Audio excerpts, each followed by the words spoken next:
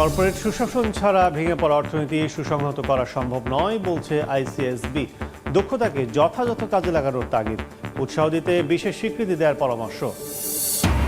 ঢাকার পুঁজিবাজারে দাম বৃদ্ধির শীর্ষে জেড ক্যাটাগরির কোম্পানি। 6 মাসের মধ্যে গেল সপ্তাহে সর্বনিম্নে নেমেছে দৈনিক লেনদেন, বেড়েছে সূচক ও বাজার মূলধন।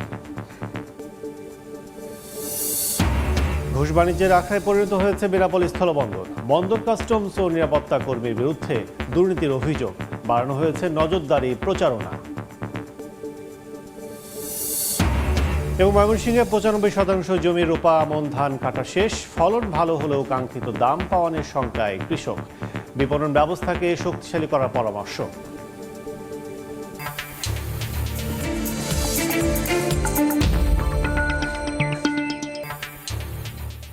দেখছিলেন শিরোনাম। আমন্ত্রণ জানাচ্ছি দেশ ও দেশের বাইরের অর্থ বাণিজ্যের নানা খবর নিয়ে আমাদের নিয়মিত আয়োজন এ সময় বাণিজ্যে।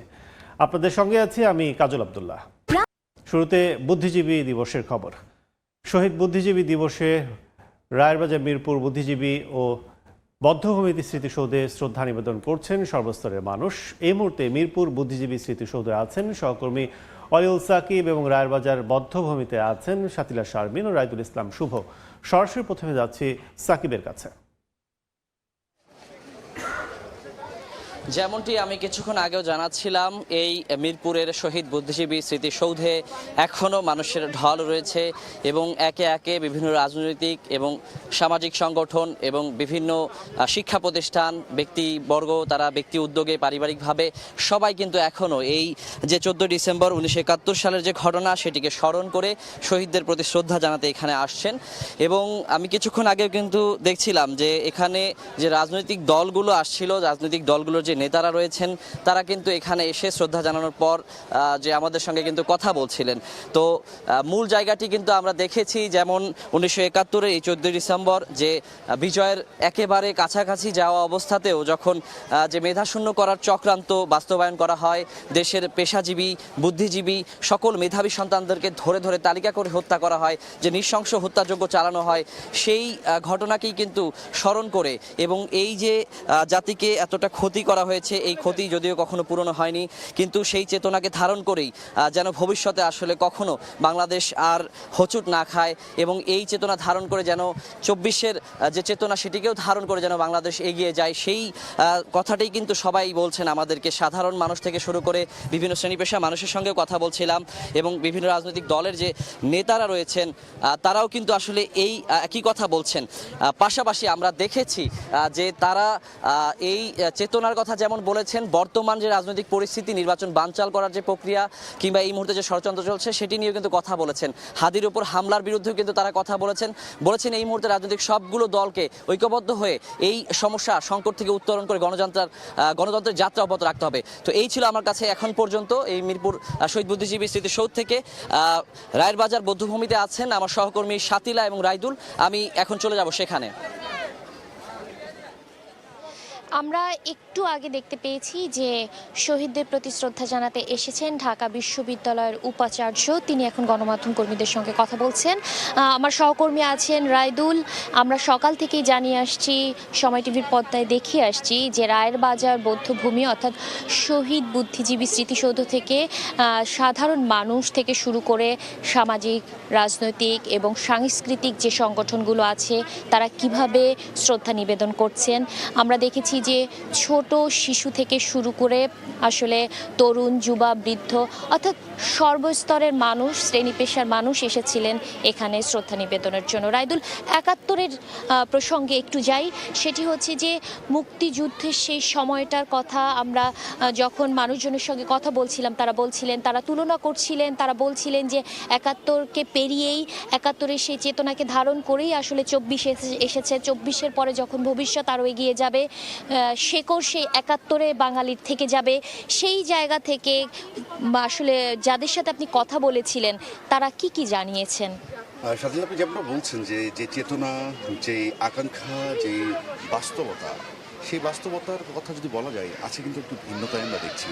কিন্তু আপনিও অনেকের সাথে কথা বলেছেন, আপনি এখানকার চিত্র দেখছেন, আসলে সকলেই বলছে একটা বিষয় যে চেতনাগুলো ছিল, যে স্বপ্নগুলো ছিল বাংলাদেশের সেই বুদ্ধিজীবীরা সেই শ্রেষ্ঠ সন্তানটা দেখেছিল, সেই কাঙ্ক্ষিত লক্ষ্যে কিন্তু বাংলাদেশ পৌঁছাতে পারেনি। সে মানুষগুলোর এই তরুণ প্রজন্ম যেই ইতিহাসটা, সেই ইতিহাসটি কিন্তু এখন সেইভাবে পাচ্ছে না। অনেকে অভিযোগ করছেন, অনেক রাজনৈতিক দলের ব্যক্তিত্ব আছে, তারা বলছেন যে ইতিহাস বিকৃত হয়ে যাচ্ছে। কিন্তু যদি আমরা দর্শকদের উদ্দেশ্যে বলতে চাই যে এই ইতিহাস বিকৃতির কথা যখনই আসছে, অভিযোগটা আসছে, তখনই কিন্তু মুক্তিযুদ্ধ বিষয়ক মন্ত্রণালয়ের যিনি উপদেষ্টা ছিলেন তিনিও কিন্তু সকালে আসছিলেন। তিনি যেমনটা বলছেন যে এই আজকের বা এবারের যে বুদ্ধিজীবী দিবসটি পালন করা হচ্ছে এটি অন্যান্য বারের চেয়ে অনেক আলাদা, এবং তারা সর্বোচ্চ ব্যবস্থা রেখেছে মানুষের এই শহীদদের যে শ্রদ্ধা, যে তরুণদের যে ইতিহাসের আকাঙ্ক্ষা, সেটি কিন্তু আসলে জানান দেবে এই অনুষ্ঠান, এই আজকের এই দিনটি উদযাপনের মধ্যে দিয়ে। আচ্ছা রাইদুল, সেটি হচ্ছে যে আমরা দেখেছি সকাল থেকেই রাজনৈতিক বিভিন্ন সংগঠনের নেতৃবৃন্দরা এসেছিলেন, তারা কথা বলেছেন নির্বাচন নিয়ে, তারা কথা বলেছেন সাম্প্রতিক যে নাশকতা, সেই নাশকতা নিয়ে, এবং সামনে যে নির্বাচন, গণতন্ত্রের পথে হাঁটছে যে জাতি, সেই জায়গা থেকে তাদের বিভিন্ন বক্তব্য তারা তুলে ধরেছেন। তো শহীদ বুদ্ধিজীবী দিবসের এই সময়ে দাঁড়িয়ে এখানকার যে চিত্র, এই চিত্রটি এখন অনেকটাই ভিড় কমে এসেছে, এবং পরবর্তী ঘন্টায় হয়তো কোনো সংগঠন যদি শ্রদ্ধা নিবেদন করতে আসে, সাধারণ মানুষ আসে, তাহলে আপনাদেরকে আবারও জানাতে ফিরবো আমি আর রাইদুল সময়ের পর্দায়।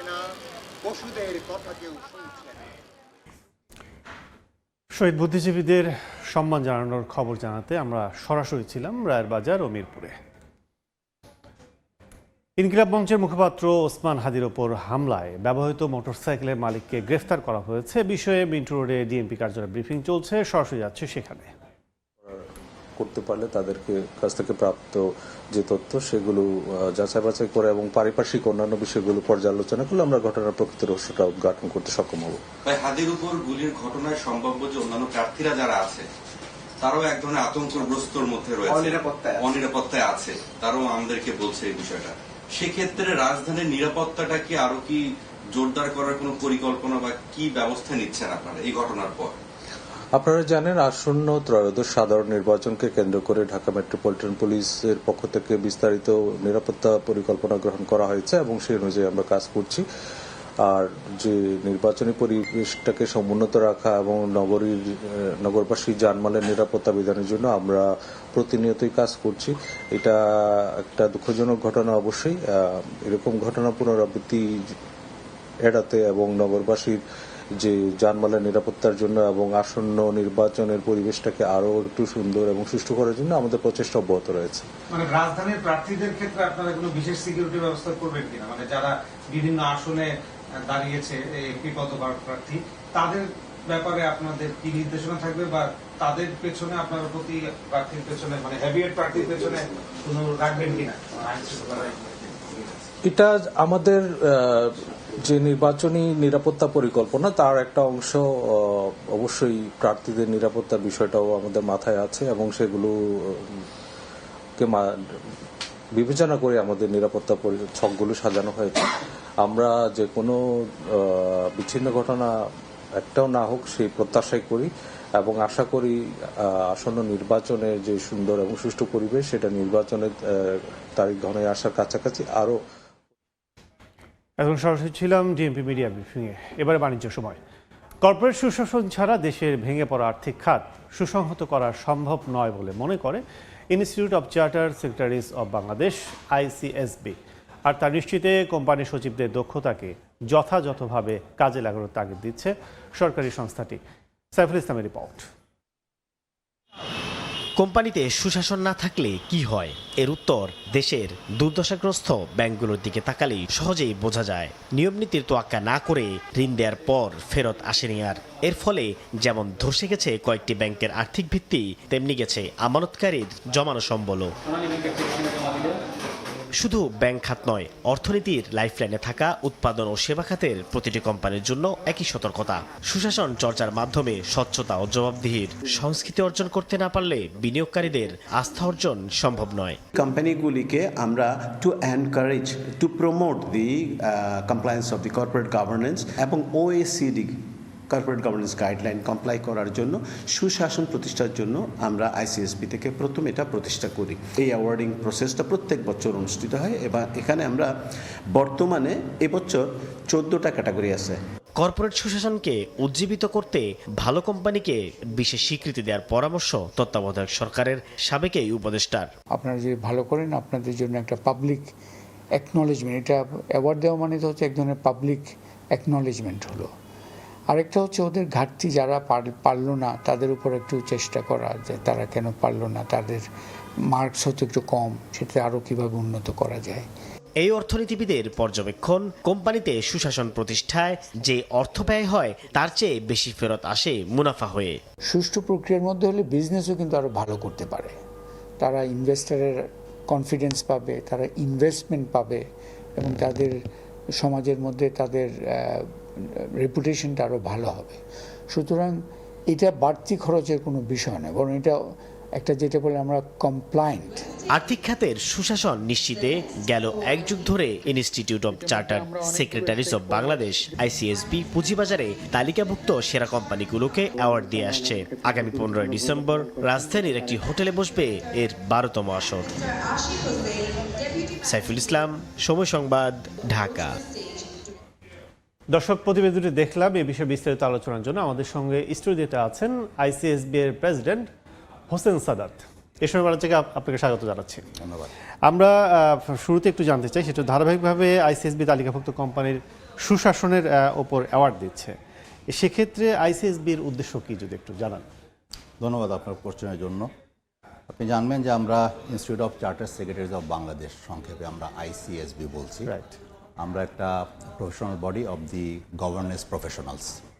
তা আমাদের কাজটা হলো গিয়ে আমরা আমাদের চার্টার সেক্রেটারি যে প্রফেশনটা আছে এদেরকে ডেভেলপ করা, প্রমোট করা এবং রেগুলেশনের বিষয়ে আমরা কাজ করে আসতেছি। বাট আমাদের ইনস্টিটিউট থেকে যে বা যারা মেম্বাররা তৈরি হচ্ছে, বাজারে গিয়ে দায়িত্ব নিয়েছে, আমরা অ্যালোন এই জার্নিতে সুশাসনটা এনশিওর করতে পারবো না, সবাইকেই কালেকটিভলি এগিয়ে আসতে হবে। তো এই ধারণা থেকেই যেটা আমরা একটা উদ্যোগ নিয়েছিলাম যে আমরা যে সমস্ত কোম্পানিতে গিয়ে সুশাসনের জন্য কাজ করছি, আমরা চেষ্টা করছি গুড গভর্নেন্সটা এনশিওর করার জন্য। অ্যাট দি সেম টাইম যে কোম্পানিগুলো আছে তাদেরকেও আমাদের আসলে এনকারেজ করা প্রয়োজন, যাতে করে তারা সুশাসনের জন্য যে গুড গভর্নেন্স প্র্যাকটিস এটা ইস্টাবলিশড এবং ইমপ্লিমেন্ট করে। 2 নাম্বার হলো যে বা যারা লিডারশিপে রয়েছে ওই সমস্ত কোম্পানিগুলোকে তাদেরকে এনকারেজ করা, মোটিভেট করা, যাতে তারা প্রতিনিয়ত এই গভর্নেন্স প্র্যাকটিসগুলোতে ইমপ্রুভমেন্টটা নিয়ে আসে। থার্ডলি, যে তারা যে এই কাজটা করছে এবং আমরা এবং তারা মিলে যে সুশাসনের জন্য যে কন্ট্রিবিউট করার চেষ্টা করছি, এইটার কারণে তাদেরকে রিকগনাইজ করা যে তারা যে পরিমাণ এফোর্ট দিচ্ছে for them to ensure good governance into the respective companies. তো এই যে 3টা উদ্দেশ্য, এই 3টা উদ্দেশ্যকে মাথায় রেখে আমরা 2014 সাল থেকে নিয়মিতভাবে আমরা অ্যাওয়ার্ড দিয়ে আসছি। এখানে লিস্টেড কোম্পানিগুলোর মাঝে আমরা এই সিলেকশন প্রসেসটা রান করে দেন তাদের কাছ থেকে আমরা উইনিং কোম্পানিগুলোকে অ্যাওয়ার্ড করছি। এই 3টা অবজেক্টিভকে মাথায় রেখে 2014 সাল থেকে এই পর্যন্ত কন্টিনিউ করছি। সেক্ষেত্রে যদি বলেন যে অনেক আগে থেকে আমরা শুনছি গুড গভর্নেন্স ঘাটতি রয়েছে আর্থিক প্রতিষ্ঠান সহ বিভিন্ন প্রতিষ্ঠানে, সেক্ষেত্রে গুড গভর্নেন্স আসলে নিশ্চিতের জন্য সংশ্লিষ্ট প্রতিষ্ঠানের ব্যয়, কাঠামো সব কিছু কী বলবেন, যেখানে ব্যয় কি বেশি হয় নাকি সে রিটার্নটা কীভাবে পায়? আপনি একটু দেখবেন যে নাথিং কামস ফ্রি। আপনাকে ইনভেস্টমেন্ট করতে হবে অথবা নেসেসারি প্রিপেয়ারনেসটাকে এনশিওর করতে হবে। আমি শুরুতে যেটা বলছিলাম যে গুড গভর্নেন্স প্র্যাকটিসেস আগে যেমন এস্টাবলিশ করতে হবে অ্যান্ড দেন ওটাকে ইমপ্লিমেন্ট করতে হবে। এই যে মনে করেন ফ্রেমওয়ার্কটা তৈরি করা, দেন ইমপ্লিমেন্ট করা across the organisation different value চেইনে, এটা করতে ইনিশিয়ালি কিছু কস্ট ইনকার হবে, no doubt about it. But দিন শেষে as a result of ensuring good governance, একটা কোম্পানি যখন তার সাস্টেনেবল গ্রোথটাকে এনশিওর করতে পারবে, এই সাস্টেনেবল গ্রোথটা এনশিওর হলে কিন্তু প্রফিটেবিলিটি আসবে and thereby long term sustainability ensure হবে। সেক্ষেত্রে আপনারা কিভাবে আসলে অ্যাওয়ার্ড দিচ্ছেন? এবার যেহেতু 14টা ক্যাটাগরিতে পুরস্কার দেওয়া হবে, আমরা যতটুকু জানি, আপনারা জানিয়েছেন, আসলে এগুলো বাছাই করা হলো কিভাবে করা হয়, সব কিছু মিলে যদি একটু বিস্তারিত আমরা আলোচনা করি। শুরুতে যেভাবে শুরু করেছিলাম যে 14টা ক্যাটাগরিতে আমরা অ্যাওয়ার্ড দেই এবং প্রতিটা ক্যাটাগরি থেকে 3 জনকে সিলেক্ট করা হয়।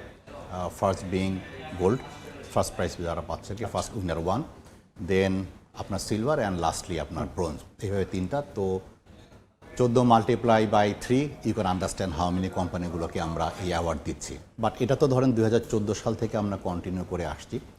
আর আপনি যেটা বললেন যে এখানে কি কি স্টেপস আছে, আমি বলবো in general there are 7 step. প্রথমে আমাদের একটা চার্টার থাকে, আচ্ছা। এই চার্টারটাকে আমরা রিভিজিট করে ডেভেলপ করে অ্যান্ড দেন কাউন্সিলের অ্যাপ্রুভ নিয়ে আমরা এটাকে এক্সারসাইজ করতে যাই। দেন হলো আমাদের টেকনিক্যাল কমিটি ফর্ম করতে হয়, অ্যান্ড দেয়ার আফটার আপনার জুরি বোর্ড, এমিনেন্ট পার্সোনালিটিদেরকে নিয়ে আমরা জুরি বোর্ডটাকে তৈরি করি। দেন আমরা ইনভাইটেশন করি বিভিন্ন লিস্টেড কোম্পানিগুলোকে যে তারা তাদের পাবলিশড অ্যানুয়াল রিপোর্ট আমাদেরকে প্রোভাইড করে।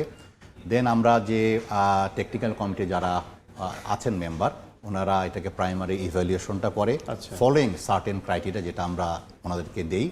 অ্যান্ড দেয়ার আফটার তাদের যে ইভ্যালুয়েশন প্রসেস যেটা আছে সেটা চলে আসে আমরা জুরি বোর্ডের কাছে।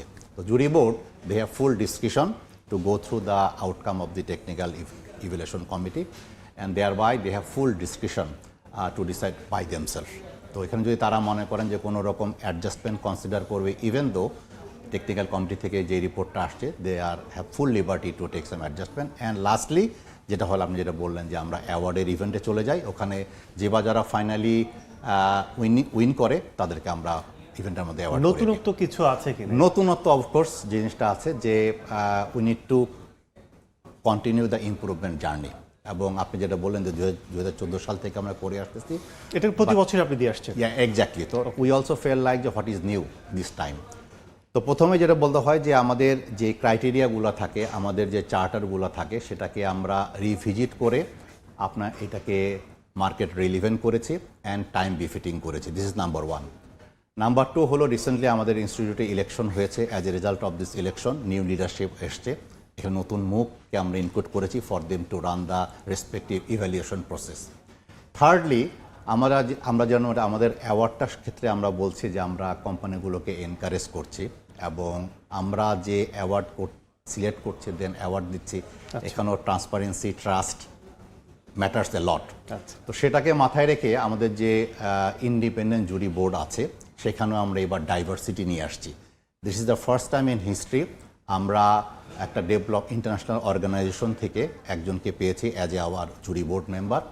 যে international organisation strong global presence রয়েছে across the global, and then তারা মোস্টলি আপনার ফোকাস করতেছে investment particularly in the private sector.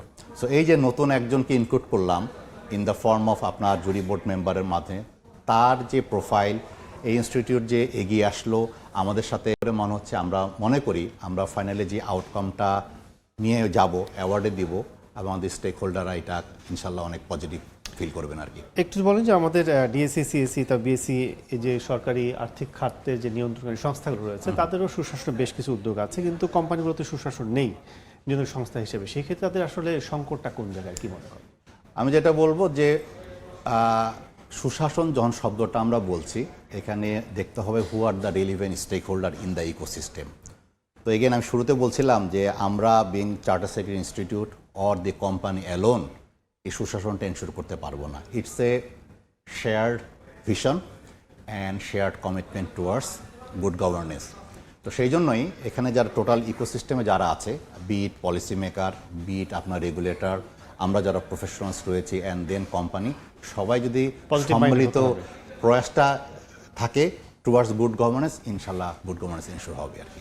আমরা আলোচনার শেষ পর্যায়ে, অনেক অনেক ধন্যবাদ আপনাকে আলোচনায় যুক্ত হওয়ার জন্য। Thank you. দর্শক, আলোচনা করছিলাম কর্পোরেট সুশাসন নিশ্চিতে। আমাদের সাথে আলোচনায় এসে স্টুডিওতে যুক্ত ছিলেন আইসিএসবির প্রেসিডেন্ট হোসেন সাদাত। দেখছেন এসময় বাণিজ্য, সঙ্গেই থাকুন। এবার বন্দর বাণিজ্যের খবর।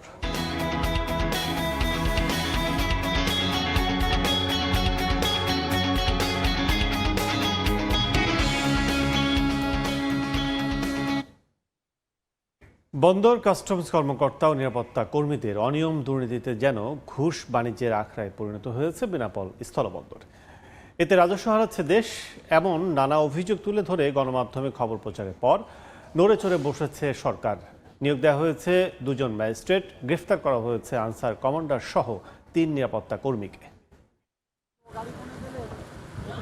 ভারতের পেট্রাপোল বন্দর দিয়ে বৈধ পথেই ভারত থেকে কাগজপত্রবিহীন পণ্যবাহী ট্রাক ঢুকছে বেনাপোল বন্দরে। পরে বন্দর ও কাস্টমসের দুর্নীতিবাজ কর্মকর্তাদের সঙ্গে আতাত করে এসব পণ্য শুল্ক কর পরিশোধ না করেই ঢুকে পড়ছে দেশের অভ্যন্তরে। আবার বৈধ পথে আমদানি করা পণ্য এইচএস কোড পরিবর্তন করে রাজস্ব ফাঁকির সুযোগ করে দেওয়া হচ্ছে। গত 5 আগস্টের পর কাস্টমস ও বন্দরের অসাধু কর্মকর্তা কর্মচারীদের এমন অবাধ ঘুষ বাণিজ্যের অভিযোগ নিয়ে সম্প্রতি বিভিন্ন গণমাধ্যমে সংবাদ প্রকাশের পর টনক নড়েছে সরকারের। দুদকের অভিযানে ঘুষসহ কাস্টমসের এক রাজস্ব কর্মকর্তা ও এনজিও সদস্যকে গ্রেফতারও করা হয়েছে। দুই একজন অসাধু ব্যবসায়ীর কারণে যারা সাধারণ ব্যবসায়ী তাদের আসলে অনেক সমস্যার সম্মুখীন হতে হয়। যারা অবৈধভাবে বিদেশ থেকে পণ্য আমদানি করছে তারা যেমন অপরাধী, আর এই আমদানিতে যারা সহযোগিতা করছে তারাও সমান অপরাধী। 10,000 কোটি টাকার ঊর্ধ্বে রাজস্ব আদায় হওয়ার কথা, অনিয়মের কারণে সেই পরিমাণ রাজস্ব আদায় হচ্ছে না। ঘুষ বাণিজ্য বন্ধে বন্দরে টানানো হয়েছে ব্যানার, বসানো হয়েছে সিসিটিভি ক্যামেরা, নিয়োগ দেওয়া হয়েছে 2 জন ম্যাজিস্ট্রেট। আমরা ব্যানার দিয়েছি এটি মনে করিয়ে দেওয়ার জন্য যে এখানে বকশিশ দেয়া এবং নেয়া দুটোই নিষিদ্ধ। একই সাথে আমরা আরও বিভিন্ন ধরনের প্রচারণা চালিয়ে যাচ্ছি। শাস্তিমূলক বদলি করা হয়েছে 2 জন আনসার কমান্ডার সহ 3 নিরাপত্তা কর্মীকে। সময় সংবাদ, বেনাপোল। দেখছেন এ সময় বাণিজ্য।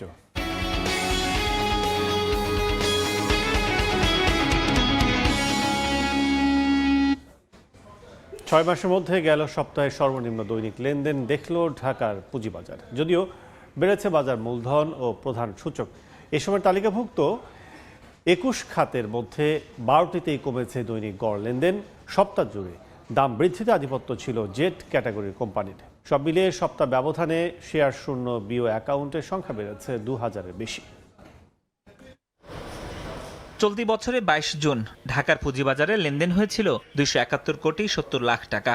এরপর উত্থান পতনের সময় পার করলেও গেল সপ্তাহের প্রথম দিন তার থেকেও কম লেনদেন হয়েছে ডিএসসিতে। লেনদেন হয়েছে 267 কোটি 70 লাখ টাকা। যদিও পরের 4 দিনও ওঠানামার মধ্যে শেষ কার্যদিবস হাতবদল হয় 463 কোটি 76 লাখ টাকা শেয়ার।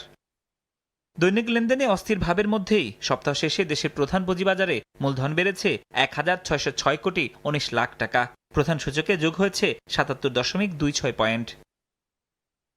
বিনিয়োগের ক্ষেত্রে কোম্পানি বাছাইয়ে গেল সপ্তাহে জেট ক্যাটাগরির প্রতিষ্ঠানই ছিল এগিয়ে। দাম বৃদ্ধিতে শীর্ষ 10 কোম্পানির মধ্যে 6টি ছিল এই ক্যাটাগরির। যদিও এর আগের 2 সপ্তাহে 10টির মধ্যে 8টি ও 10টি ছিল জেট ক্যাটাগরির কোম্পানির দখলে। ফরহাদুর রহমান, সময় সংবাদ, ঢাকা। দেখছেন এ সময় বাণিজ্য।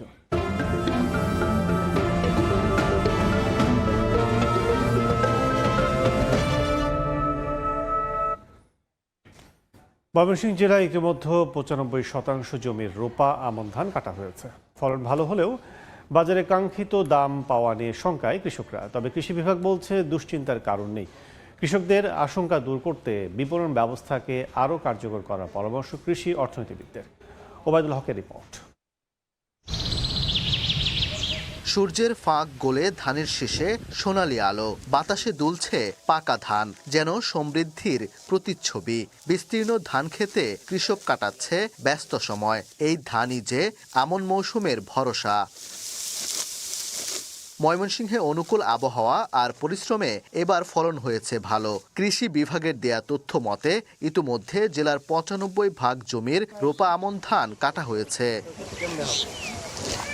ঘাম ঝরানো শ্রমে মাঠে ভরা ধান তুললেও দাম পাওয়া নিয়ে দুশ্চিন্তার শেষ নেই কৃষকের মনে।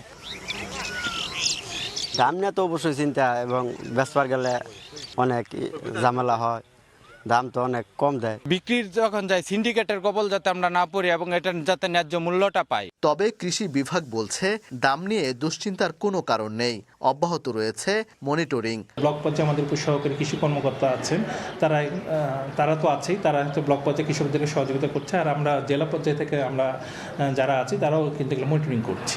ভ্যালু চেনের যে কোনো জায়গায় যদি অতি মুনাফা খুঁজেন তাহলে সেটাকে কিভাবে নিয়ন্ত্রণ করা যায় সেই উদ্যোগগুলো সরকারের পক্ষ থেকে গ্রহণ করার দরকার আছে। 2025-26 মৌসুমে জেলায় 2,68,490 হেক্টর জমিতে রোপা আমন আবাদের লক্ষ্যমাত্রা থাকলেও হয়েছে 2,68,110 হেক্টরে।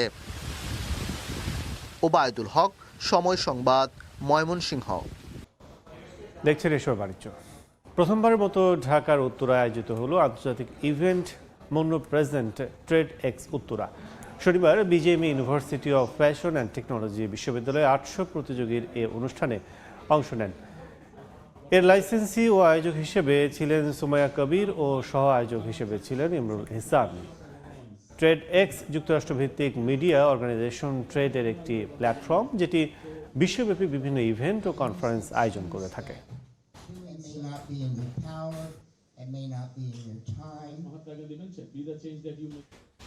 বিশ্ব সাহিত্য কেন্দ্রের চিত্রশালায় চলছে বাংলাদেশের মণিপুরী জনগোষ্ঠীর জীবনধারা নিয়ে 3 আলোকচিত্রী 9 দিনের আলোকচিত্র প্রদর্শনী। Manipuri N ethnic community of Bangladesh শিরোনামে এই প্রদর্শনী শুরু হয়েছে 12 ডিসেম্বর। 3 জন আলোকচিত্রী মোহাম্মদ কাউসার হাবিব সোমেল, মোহাম্মদ আসহাবুল হক নান্নু ও মোহাম্মদ হারুনুর রশিদের তোলা 102টি আলোকচিত্র স্থান পেয়েছে প্রদর্শনীটিতে। প্রতিদিন বিকেল 4টা থেকে 9টা পর্যন্ত বিশ্ব সাহিত্য কেন্দ্রের আর্ট গ্যালারি 402 নম্বর কক্ষে দর্শনার্থীর জন্য প্রদর্শনীটি উন্মুক্ত থাকবে। আমেরিকান ইন্টারন্যাশনাল ইউনিভার্সিটি আইইউবি এর 23তম সমাবর্তন অনুষ্ঠিত হয়েছে।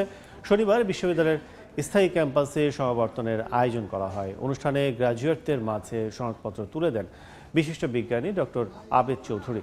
এবারের সমাবর্তনে বিভিন্ন অনুষদের 1766 জন শিক্ষার্থীকে স্নাতক ও স্নাতকোত্তর ডিগ্রি প্রদান করা হয়। এছাড়া কৃতিত্বপূর্ণ ফলাফলের জন্য চ্যান্সেলর স্বর্ণপদক পেয়েছেন 3 জন। অনুষ্ঠানে বক্তব্য রাখেন বোর্ড অব ট্রাস্টিজের চেয়ারম্যান ও প্রতিষ্ঠাতা সদস্য নাদিয়া আনোয়ার, সহ উপাচার্য, উপপরিচার্য ও বাংলাদেশ মঞ্জুরি কমিশনের সদস্য অধ্যাপক মোহাম্মদ আনোয়ার হোসেন।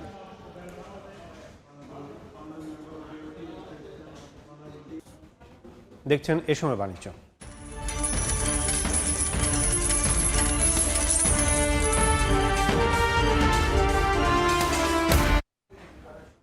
2026 সালের শেষ ভাগে বিশ্ববাজারে স্বর্ণের দাম আউন্স প্রতি $4,900 উঠে যেতে পারে, এমনটাই পূর্বাভাস দিচ্ছে গোল্ডম্যান স্যাকস। মার্কিন কেন্দ্রীয় ব্যাংক ফেডারেল রিজার্ভ সুদহার আরও কমাতে পারে এমন প্রত্যাশাকে সামনে রেখে আরও বেড়েছে দাম। মার্কিন কেন্দ্রীয় ব্যাংক ফেডারেল রিজার্ভ সুদহার আরও কমাতে পারে এমন প্রত্যাশাকে সামনে রেখে শুক্রবার প্রতি আউন্সের দাম 0.42% বেড়ে ট্রয় আউন্স প্রতি দাঁড়িয়েছে $4,298। শুক্রবার রূপার দাম প্রায় 3% কমে যায়, প্রতি আউন্সের দাম $61.07 দাঁড়ায়। ফেডের নীতি সুধার ঘোষণার পর আরেক মূল্যবান ধাতু প্লাটিনামের দাম 2011 সালের পর সবচেয়ে শক্তিশালী স্তরে উঠেছে। প্রতি আউন্সের দাম প্রায় 3% বেড়ে $1,756.80 দাঁড়িয়েছে।